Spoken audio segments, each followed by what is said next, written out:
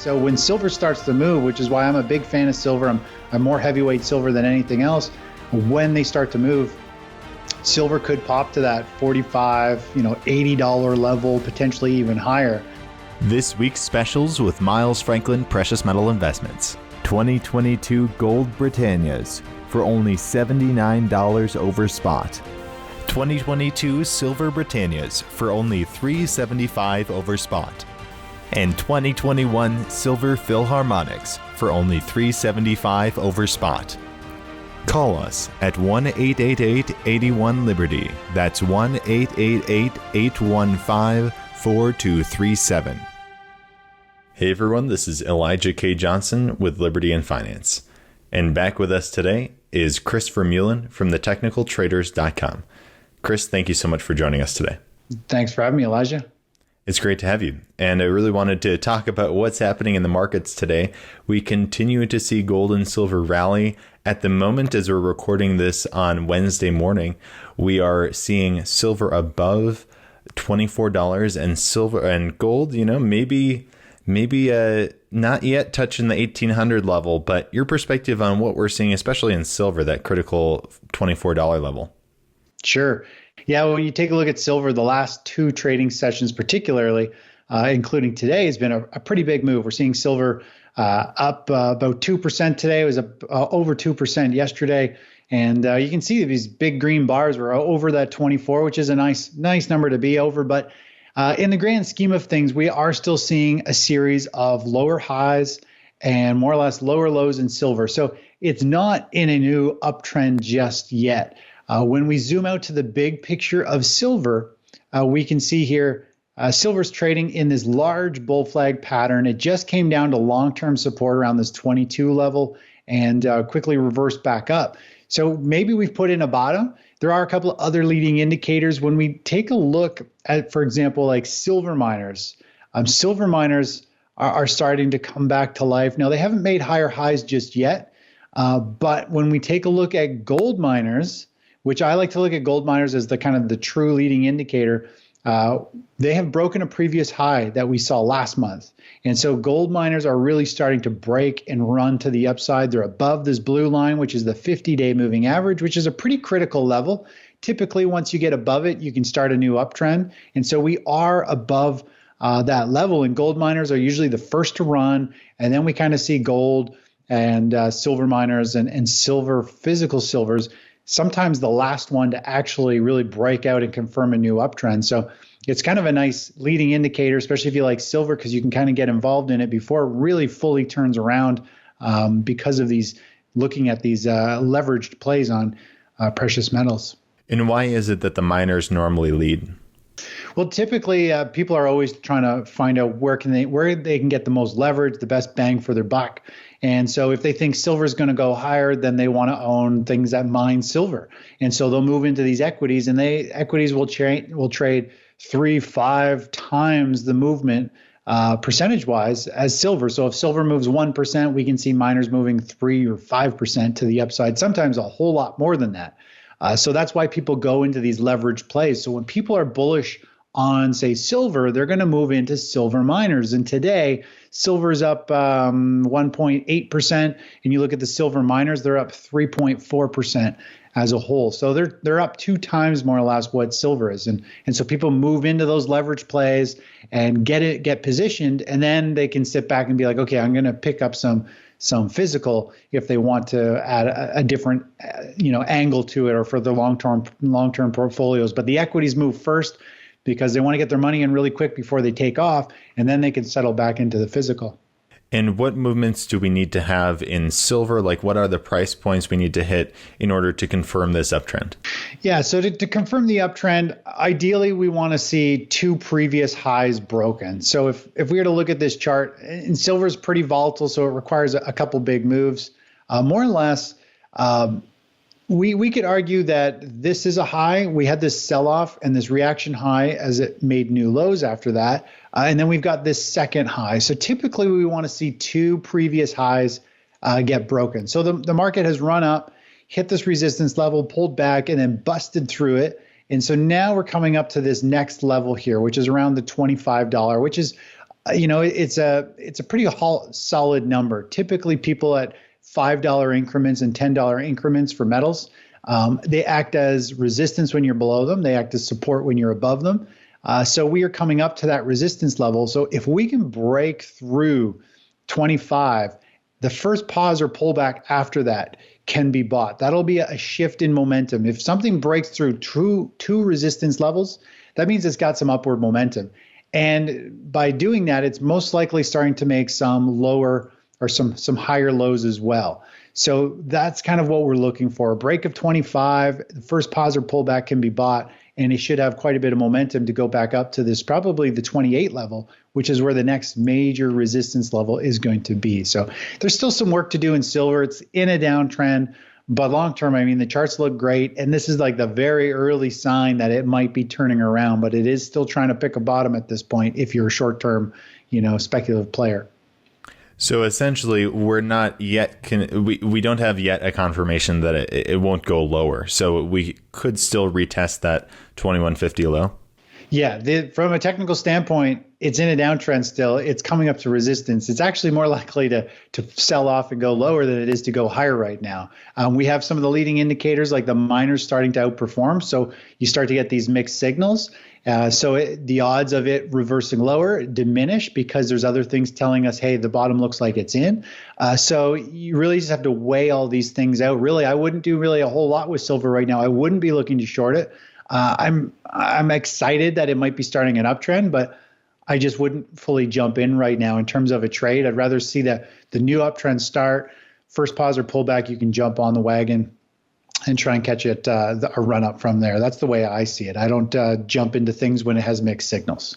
And I know we haven't seen gold hit as much recently, and now gold is rebounding. It's heading towards that 1800 level. What does the gold chart look like right now? Yeah, gold chart's very similar to silver. I mean, it's still making a series of lower highs over the last several months, lower lows, and it's flirting with the 50-day moving average. It's under the 200-day moving average. So, I mean, it's still in a bearish phase. The long-term chart is a major bull flag pointing to $2,500, $2,600 over the next year or two. But a short-term standpoint, it's really trading sideways. It's in like in a kind of accumulation stage where investors and traders are kind of just swapping contracts. Everyone's trying to get repositioned, people giving up on it, new people moving in. When that process is done, which I feel as though we are getting right to that turning point as we go into the end of the year here, then we're going to go higher. But again, it's stuck in that sideways to bearish trend right now. And I think it's just a waiting game. Wait for this momentum to shift, show us some higher highs, show us some higher lows. And that's the definition of a new uptrend. And then from there on, hopefully we'll see it take off. Now, are we seeing any indications from the US dollar index that we could be heading higher in the metals? We're definitely seeing the US dollar trade near a resistance area. When we look at the UUP, which is an ETF that tries to mimic the US dollar index, we've got a pretty major resistance level right through this consolidation where price kind of traded under it and then kind of traded above it and then traded through it. So there's going to be a lot of resistance through there. And that's pretty much where the US dollar index has come up to. It is pulling back. But it's got the opposite trend of precious metals, right? It's got a series of higher lows, a series of higher highs. It is flirting with resistance. And the odds are it's actually going to find some support and potentially go up and push higher. So, that's going to keep pressure on the precious metals. And so we're at this turning point where it looks like precious metals are at a long-term support zone trying to find a bottom. The dollar is at a long-term resistance area. And it might run into resistance here, but overall, we just have that mixed signal because on a short-term basis, precious metals are starting to show signs of leadership, early leadership, and they're at support and they've had a very strong bounce. So we just need to see. I think it's going to take a few weeks to see what's going to happen. Are metals going to pop and run higher and then have a bit of a pause or pullback and kickstart that new trend, or are they going to actually reverse here in the next week? And start to sell back down. And we really just have to let the market do what it's going to do. And it's going to dictate if there's a trend reversal or not. And we just need to wait for that to unfold. In the stock market, we're seeing that It's testing all-time highs again, which is kind of interesting because some people were thinking we might start to roll over because it kind of looked like that. But your perspective on where we are at in the stock market right now? Yeah, so the stock market, it gave a new buy signal about 4 or 5 days ago. And it's had a really strong impulse wave to the upside. This is the SP 500. And just to kind of recap on our basic theory here is it was making a series of lower highs and lower lows, got below the 50-day, which it's in a downtrend. Well, now we've seen a nice pop in price where we broke one previous high. We've now broken two previous highs. So it's had a very strong impulse push to the upside.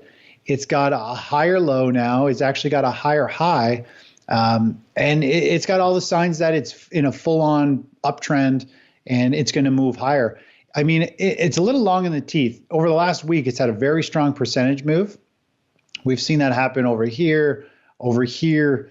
Again, these type of strong surges, you never know if they're going to, how long they're going to last. But after a strong surge, we pretty much always see a sideways pause or some type of pullback.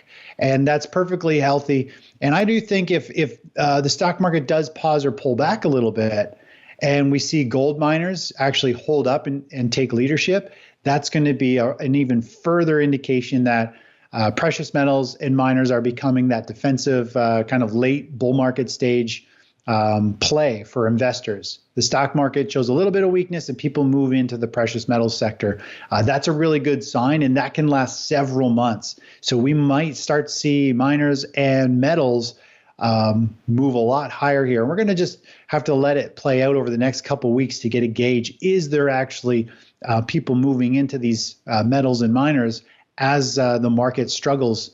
And if so, I mean, that's a good sign that this precious metals market is starting its new uptrend. Now, one of the things that a lot of people have been talking about recently is kind of a crack up boom or a melt up in kind of all the sectors kind of rising at once because of inflationary pressure. Your perspective on that? Yeah, I think there's a very good possibility of it. We're positioned for it. I think it's going to happen, but the best couple of ways to look at it to me is you look at the Russell 2000. It has been trading all year in this nasty sideways range. And small caps is known as the speculative sector. It's the small cap stocks. They can move very, very fast. The previous year, we just saw a huge rally in small caps. Everyone piled into the stock market. They bought up everything, more so tech than anything else. And it was a huge move to the upside. Whereas this year, it is just this gnarly sideways trend. Money's not dumping into this market. People are struggling. They're not committing into these leveraged, really risky plays. They're very defensive right now. When we zoom out at the whole picture here, the Russell 2000 is in this major bull flag pattern. It's threatening to break to the upside. If it does start to break out here, that to me is going to be a melt up. It could be the final, a huge surge in value. The Russell, the NASDAQ, they could all jump 25, 35% to the upside. And we're going to start to see a lot of sectors take off. A lot of like the ARK ETFs, which are very tech heavy, small cap heavy, we're going to see those probably start to take off again, just like we did in 2020, where people are just chasing money. They're chasing the leaders and driving the market up. And it could be a very big euphoric stage. And this is the stage actually where precious metals and miners actually start to come to life. Maybe not right off the hop, but in the next month or two, I think precious metals and miners will have a confirmed bottom. They'll be in a strong uptrend, and they'll start outperforming all the other sectors.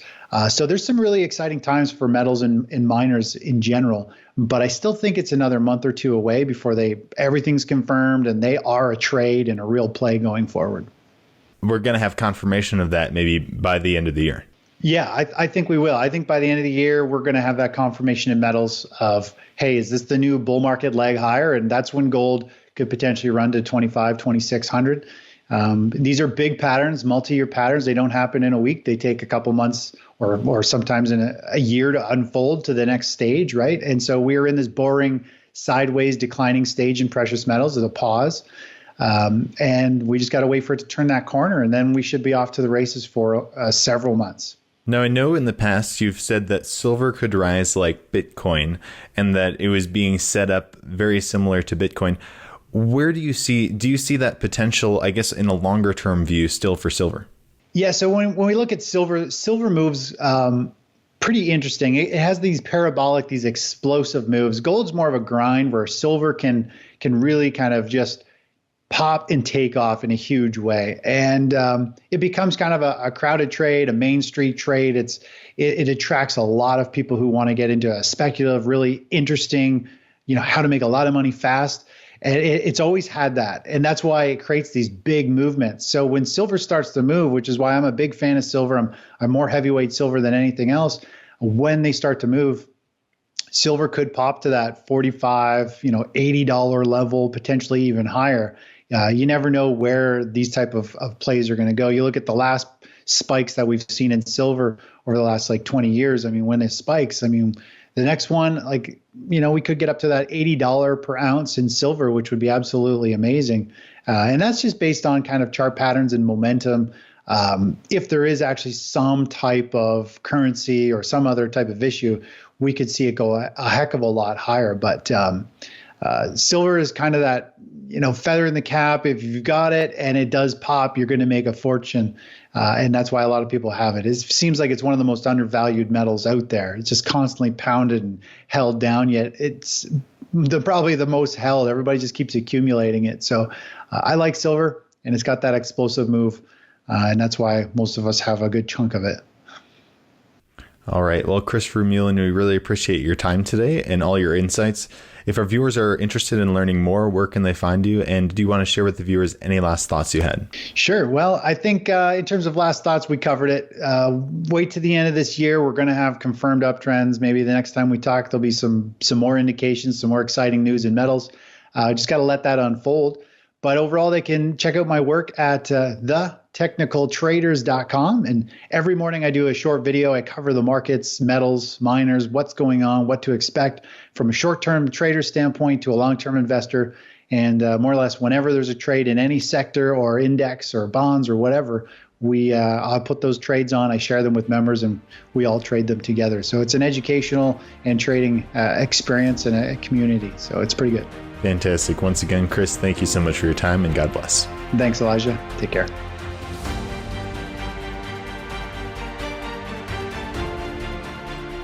This is Dunnigan Kaiser, founder of Liberty and Finance. I'm now a licensed gold and silver broker for Miles Franklin. Call me directly for the physical gold and silver that you need at the best price with personalized private service from one of the oldest and best companies in the business. 31 years strong, A+ rated by the Better Business Bureau, 0 complaints, licensed and bonded for physical delivery, vault storage, or precious metals IRAs. Excellent prices, privacy, and confidentiality. Pay by check, money order, ACH, bank wire, or Bitcoin. Satisfaction guaranteed. For fastest service, just call 1-888-81-LIBERTY. That's 888-81-LIBERTY. And either I or one of my sons and fellow brokers will call you back as soon as we can and understand your needs.